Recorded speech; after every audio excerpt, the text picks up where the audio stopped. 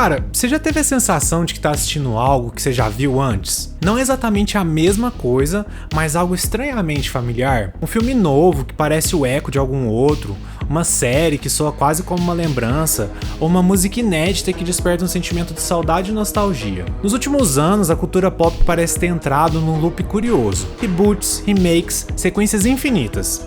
Estéticas que voltam e são recicladas a todo momento. Tudo parece novo, mas nada parece realmente novo. A pergunta óbvia seria: acabaram as ideias?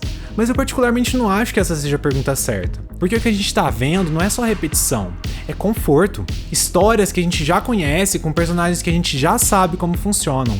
Universos onde o risco emocional é menor, como se num mundo cada vez mais imprevisível, a cultura tivesse aprendido a nos oferecer algo muito específico: segurança. E se a nostalgia não for amor pelo passado? E se ela for um mecanismo de defesa? De repente, o loop infinito da cultura pop não diz tanto sobre criatividade, mas sim sobre algo muito mais desconfortável e profundo sobre a gente.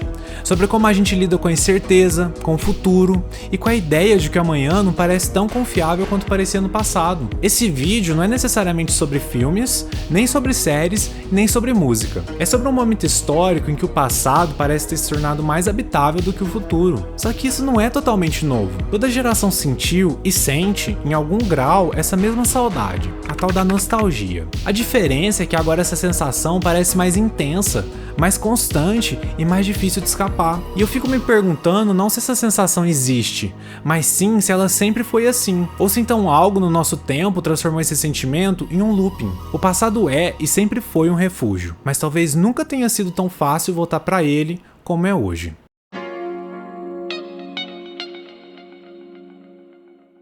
Se você olhar com um pouco mais de atenção, essa sensação de déjà vu não é pontual, ela virou um novo padrão. Nos últimos anos, a cultura pop passou a operar de um jeito muito específico. O passado deixou de ser referência e passou a ser estrutura para tudo. Pega Stranger Things, por exemplo. Nada ali é exatamente novo. A série funciona como um mosaico cuidadosamente reconhecível. A aventura infantil remete ao cinema do Steven Spielberg. O terror cotidiano ecoa Stephen King.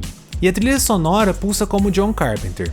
Mas não é cópia, é engenharia da familiaridade. Por exemplo, você não precisa ter visto ET, Poltergeist ou Halloween para sentir que já teve naquele lugar, porque aquele lugar é uma estética, um sentimento, uma vibe, sabe? Esse mesmo princípio aparece quando a Disney transforma vários dos seus clássicos em versões de live action. As histórias são praticamente as mesmas, assim como os personagens. O arco emocional já tá dado no momento que você começa a assistir. O que muda ali é principalmente a textura e o realismo, o acabamento da obra. É o passado sendo relançado com embalagem atualizada, pronto para atravessar mais uma geração. E esse modelo não se limita a remakes pontuais. Algumas franquias simplesmente se recusam a terminar. Velozes e Furiosos, Star Wars, MCU da Marvel, Walking Dead, Toy Story, Jurassic Park, Meu Malvado Favorito, Homem-Aranha, Batman, enfim, por aí vai. Filmes, séries, spin-offs. Parece que não existe mais um fim claro. Então, você não entra numa história.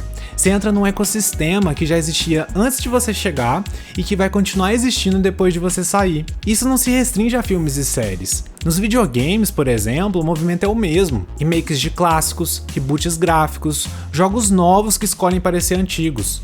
Pixel art não como limitação técnica, mas como decisão estética intencional. A música também acompanha esse mesmo gesto. Quando a Dua Lipa lança um álbum chamado Future Nostalgia, o paradoxo já tá lá, escancarado no título. Sonoridades dos anos 80 e 90, synths, grooves e batidas que muitas vezes não pertencem nem mesmo à sua memória pessoal. Não é lembrança, é a atmosfera, um clima emocional emprestado de uma época em que o futuro parecia promissor. Mas não é só ela. Sabrina Carpenter, Tame Impala, The Weeknd, Harry Styles, Miley Cyrus, Taylor Swift, Ariana Grande, Lana Del Rey, Arctic Monkeys, Bruno Mars, Joe, Post Malone e Daft Punk surfam todos nessa mesma onda. E essa mesma lógica também escorre para a estética digital, Vaporwave, Neon, Gradientes, Steampunk. Interfaces que parecem lembranças de um futuro que nunca aconteceu. Um exemplo bem cotidiano disso tá bem na palma da nossa mão. Os filtros do Instagram. Filtros que simulam câmera analógica, flash estourado, cores desbotadas, defeitos artificiais e simulações de Polaroid. A tecnologia mais avançada que existe sendo usada para imitar imperfeições do passado,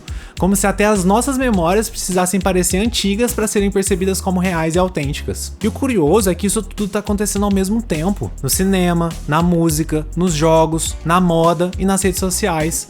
como se diferentes partes da cultura tivessem chegado à mesma conclusão sem combinar entre si. O passado é um lugar seguro, um lugar onde a atenção já vem preparada e o risco emocional é menor, onde o reconhecimento acontece antes de qualquer surpresa. Diante disso tudo, as explicações mais comuns são simples. Isso é o mercado. É só dinheiro. Não, é a falta de ideias novas. E essas respostas não estão erradas, mas talvez estejam incompletas. Porque se fosse apenas uma decisão da indústria, por que esse padrão aparece em tantas linguagens diferentes ao mesmo tempo? Por que ela surge não só no que a gente assiste, mas no que a gente ouve, no que a gente joga e até no jeito que a gente se apresenta online? Na minha visão, a pergunta mais interessante não é por que a cultura insiste tanto no passado, mas porque nós nos sentimos tão confortáveis quando ela faz isso. Um sinal curioso de que isso não se limita à cultura está justamente onde a gente quase nem percebe, nas interfaces. Recentemente, a Apple apresentou um novo design system que resgata princípios visuais associados ao Liquid Glass: transparência, reflexo,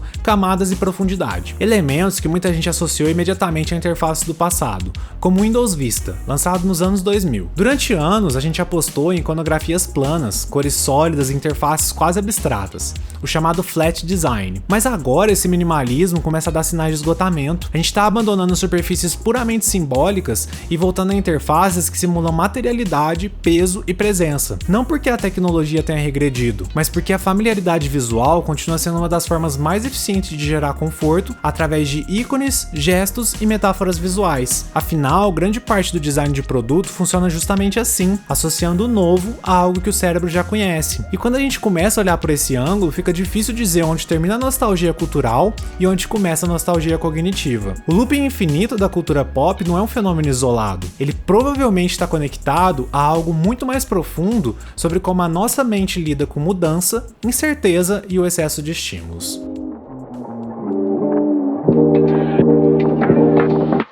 Nostalgia não é exatamente memória. Memória é lembrança. Nostalgia é sensação. Quando você lembra de algo, o cérebro reconstrói fatos, ou ao menos tenta fazer isso. Mas quando você sente nostalgia, o cérebro produz conforto. E é por isso que a nostalgia não exige precisão. A gente se lembra do passado de forma abstrata, filtrando os problemas e mantendo apenas o brilho. Ela não precisa ser fiel, ela só precisa ser familiar. Um filme que parece outro, ou uma música que soa antiga, é o cérebro reconhecendo padrões antes mesmo de você pensar sobre eles. E esse reconhecimento gera alívio. Alívio porque o que é conhecido exige menos energia. Você precisa de menos atenção, menos esforço e de quebra ainda sofre menos riscos de não gostar ou não entender. A ciência chama isso de reminiscence bump, ou em português, pico de reminiscência. A nossa identidade é moldada em grande parte entre os 10 e os 30 anos.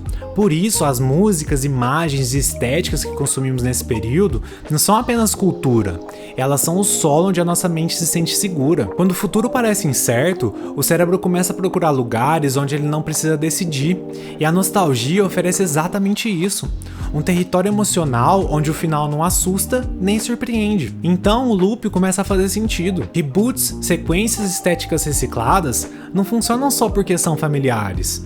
Funcionam porque reduzem a ansiedade num universo onde a mudança virou regra. Essa sensação de que tudo muda rápido demais, de que a cultura está se perdendo e de que algo essencial está sendo deixado para trás, não é nem um pouco nova. E tem nome: Juvenóia. O termo foi cunhado pelo sociólogo David Finkelhor para descrever o medo exagerado das influências que moldam as gerações futuras. Ao longo da história, toda geração olhou para a seguinte com alguma desconfiança. Em 1871, reclamavam que as cartas destruiriam a conversa profunda. Em 1907, o pânico era ver as famílias em silêncio, cada uma com a cabeça enterrada numa revista diferente. Ou seja, sempre houve a sensação de que o mundo estava acelerando em maior ou menor grau e mudando para pior. Então sempre houve nostalgia e sempre houve medo da mudança, juvenóia. Mas agora parece um pouco diferente. Antes, essas rupturas eram espaçadas e levavam gerações. Hoje, elas acontecem dentro da mesma vida. Por exemplo, a popularização da internet se deu em meados dos anos 90.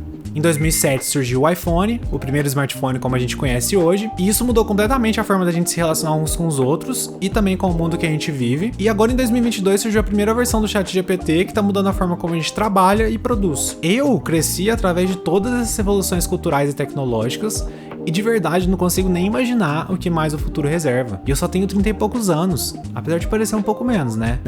O cérebro humano simplesmente não consegue mudar no mesmo ritmo que o mundo ao redor. A biologia nos programou para confiar no ambiente que a gente foi formado, e isso quer dizer que se você sobreviveu até aqui, o cérebro entende que o antigo era seguro e qualquer desvio disso soa como erro. Quando a mudança deixa de ser evento e passa a ser estado permanente, o cérebro reage. Ele não tenta acompanhar tudo, ele tenta se proteger. E a nostalgia nesse contexto deixa de ser apenas saudade e vira um ponto de ancoragem, um lugar onde o cérebro pode reconhecer em vez de interpretar, sentir em vez de decidir ou se adaptar. Quanto mais você olha por esse ângulo, menos o loop da cultura pop parece um problema de criatividade e mais começa a parecer um sintoma emocional coletivo. A nostalgia, então, não é sobre voltar no tempo, é sobre parar de avançar por um instante. O cérebro não mudou, mas o ambiente mudou pra caramba. E é claro que a tecnologia não criou a nostalgia, mas ela criou algo que a reforça. E desde cedo o design de produto entendeu esse conceito simples. Para confiar no novo, o cérebro precisa reconhecer algo antigo. Pastas, ícones de lixeira, botões que parecem botões de verdade, metáforas herdadas do mundo físico para tornar o digital habitável. E essas metáforas também envelhecem e às vezes precisam ser atualizadas. O botão de salvar, por exemplo, deixou de ser um disquete e virou uma seta apontando para baixo. Não porque a tecnologia mudou, mas porque a memória coletiva evoluiu gradualmente. O símbolo só foi atualizado quando o gesto de salvar já não precisava mais da lembrança do objeto, além de, obviamente, não ser mais uma metáfora familiar para as novas gerações, né? Não é só estética, é a experiência do usuário. Se o usuário precisar aprender tudo do zero, ele abandona. Se ele reconhece, ele fica. Percebe o padrão? Essa lógica, com o tempo, só ficou mais sofisticada. Quando a Apple revisita princípios visuais associados ao Liquid Glass, transparência, profundidade e reflexo, que são boa parte da identidade do novo iOS, não é pela nostalgia gratuita, é modernidade com um toque de familiaridade. Camadas que parecem táteis, interfaces que respiram e um digital que tenta parecer menos abstrato. A interface não quer impressionar, ela quer reduzir fricção emocional. E esse princípio tem nome: skeuomorfismo. Na literatura clássica de design cognitivo, especialmente nos estudos de Donald Norman, skeuomorfismo descreve o uso deliberado de formas familiares do passado para reduzir a carga cognitiva e a ansiedade diante de sistemas novos. Novamente, não é estética por nostalgia, é estratégia para fazer o cérebro confiar. E hoje, o skeuomorfismo não imita só objetos, ele imita sensações, as sensações de controle, continuidade e estabilidade. O design às vezes precisa deixar de perguntar "isso é moderno?" e começar a perguntar "isso é confortável?" E o salto real acontece quando esse conforto deixa de ser intuitivo e vira mensurável. Tempo de tela, retenção, engajamento, lifetime value, custo de aquisição, bounce rate. Os algoritmos não sabem o que é nostalgia, mas eles sabem o que mantém você aqui, assistindo, consumindo e interagindo. E o que mantém você aqui, na maioria das vezes, é o que exige menos esforço emocional. Conteúdos e formatos familiares performam melhor, estéticas reconhecíveis retêm mais. Narrativas previsíveis geram menos abandono. O sistema aprende isso e passa a devolver mais do mesmo. Já percebeu que quando aparece uma trend, parece que o algoritmo só entrega aquilo? E todos os criadores de conteúdo parecem entrar na onda? Quando a gente fala de cultura pop, parece que tem algo ainda mais curioso acontecendo. Esse looping não acontece com qualquer passado. Ele costuma acontecer principalmente com décadas muito específicas. Anos 80, 90 e início dos anos 2000. Não por acaso, são exatamente os períodos que formaram emocionalmente as gerações que hoje movem a economia. Millennials e geração Z. São eles que concentram a maior parte do consumo cultural, da atenção e da renda disponível, num contexto em que bens de consumo são cada vez mais acessíveis, enquanto bens estruturais, como a casa própria, se tornam cada vez mais inalcançáveis. Outras gerações continuam economicamente ativas, mas em menor escala. Então, o mercado não busca o passado mais distante, ele busca o passado emocionalmente eficaz para quem consome agora os formatos que são entregues hoje. Ou seja, nostalgia como segmentação de mercado. E nesse sentido, nostalgia deixa de ser apenas sentimento e vira segmentação, estratégia de marketing e desenvolvimento de produtos. Você não revive os anos 50, você revive a infância e adolescência de quem está pagando as contas hoje. O sistema não pergunta o que é historicamente relevante, Ele pergunta o que ativa reconhecimento no maior número de cérebros com poder de compra. E é por isso que franquias que nasceram ou se popularizaram nessas décadas nunca terminam. Você entra sem fricção e sai sem encerramento. Sempre existe um próximo filme, um próximo episódio, um próximo spin-off ou um produto pronto para consumir, exatamente como uma interface bem desenhada. O conforto retém, o familiar escala e o previsível converte. Então, a nostalgia deixa de ser apenas uma resposta humana à incerteza e vira um modelo de negócio. Um modelo que não precisa imaginar o futuro. Só precisa garantir que você continue ali, assistindo e reconhecendo. E quando você junta tudo isso, cérebro, design, algoritmo, mercado, fica difícil dizer se a gente está só consumindo a nostalgia ou se de alguma forma a gente está sendo treinado por ela. Isso nos leva à seguinte reflexão: o que acontece quando uma geração inteira cresce em ambientes que evitam decisão, risco e ruptura?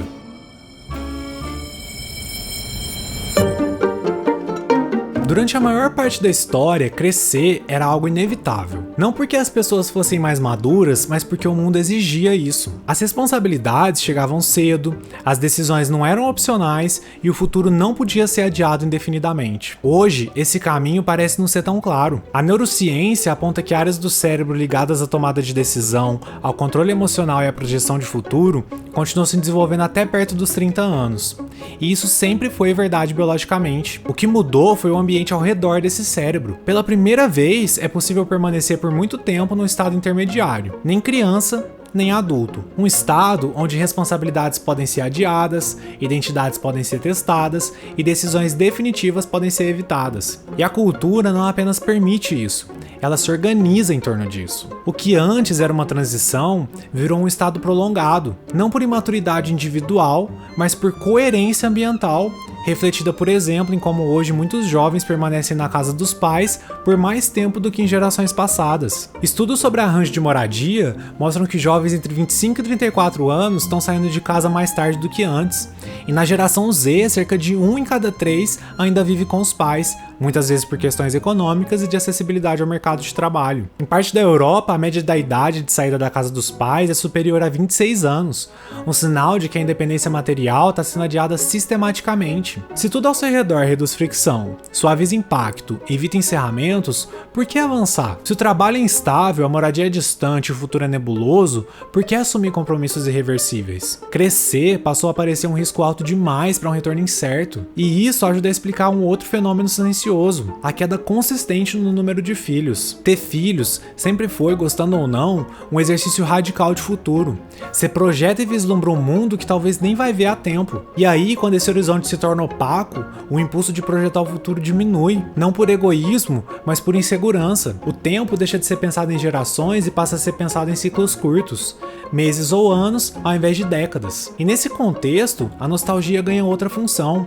Ela não é só lembrança, ela vira abrigo. Universos conhecidos, personagens recorrentes e narrativas sem encerramento definitivo. Um mundo onde você pode permanecer sem precisar atravessar um limiar e sem precisar se despedir. A cultura pop oferece o que a vida adulta já não garante: continuidade sem ruptura. E quando se observa mais profundamente, existe algo ainda mais sutil acontecendo. Ambientes que evitam decisões acabam treinando os cérebros a evitar decisões. Quando você pode rolar infinitamente uma tela e sempre encontrar algo pronto, fresquinho, selecionado especialmente para você, sem que você precise nem mesmo procurar, a escolha deixa de ser prática cotidiana. O sistema acerta na maioria das vezes, e quando acerta te mantém ali por horas. Quando tudo continua sozinho, o próximo episódio, o próximo filme, o próximo conteúdo, a escolha não é mais necessária e o músculo da decisão enfraquece. Sem ritos claros, sem marcos definidos, sem encerramentos simbólicos, o adulto deixa de ser um lugar e vira uma performance. Você funciona, você produz, você consome,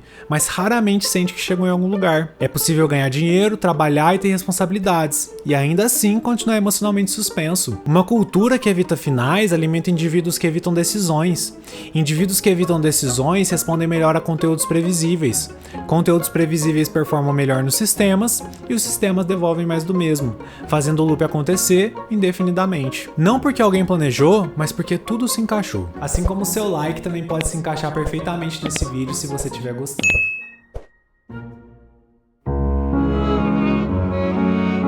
O que a gente viu aqui não é só sobre nostalgia, mas sobre o que acontece quando uma sociedade perde a capacidade de imaginar futuros que valham o risco, justamente porque os riscos do futuro já parecem grandes demais. O passado aparece então como conforto, cultura, produto, interface e hábito, sempre com a mesma promessa silenciosa: você não precisa atravessar nada agora. E eu acho que é por isso que o passado se tornou tão confortável, e por isso que eu fico me perguntando, não por que a gente tá preso no looping infinito, mas sim o que teria que mudar na cultura, na tecnologia, na economia, ou talvez em nós, para que o futuro voltasse a parecer mais habitável do que o passado. E enquanto essa pergunta não encontra resposta, o loop continua.